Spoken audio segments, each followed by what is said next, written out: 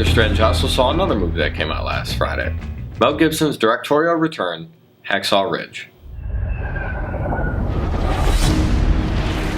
What the hell is your delay, Captain? We're waiting, sir. Waiting for what?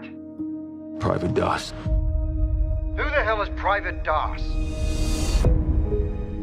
Based off a true story and directed by Mel Gibson, starring Andrew Garfield, Vince Vaughn, Sam Worthington, and Teresa Palmer.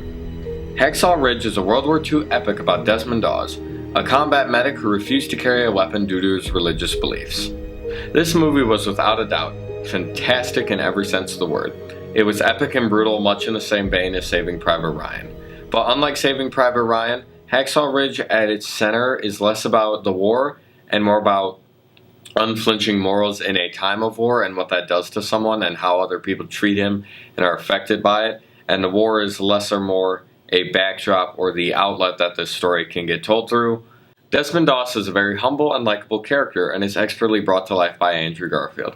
He can really make you understand his stance and see what he's going through throughout the war and where his motivations lie. All the other cast did fine, but I thought Vince Vaughn, who's normally known for comedic roles, he was great because it was weird at first to see him, like I said, a comedian thrusted into the serious role, but he was able to adapt very quickly and very much did a really good job. And I don't think he had any other serious roles before this. And I really hope that this opens the door for him to get more offered to him. And what's a war movie without big, epic war battle sequences? Hacksaw Ridge had plenty. They were brutal and disturbing, not pretty in the slightest. And because most of it was told through the eyes of a combat medic, a lot of the gruesome injuries were the main focus, and the makeup and prosthetics on that were fantastic. The first 30 minutes takes place on the home front, and I thought it was necessary.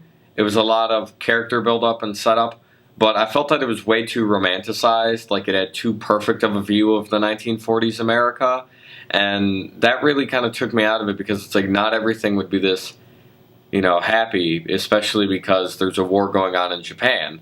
And so when they get to Japan and there is the war that they're fighting, it's a very big shift tonally, which maybe that's what they were going for, but I didn't really care for the overly nostalgic view of America in the 40s that was presented.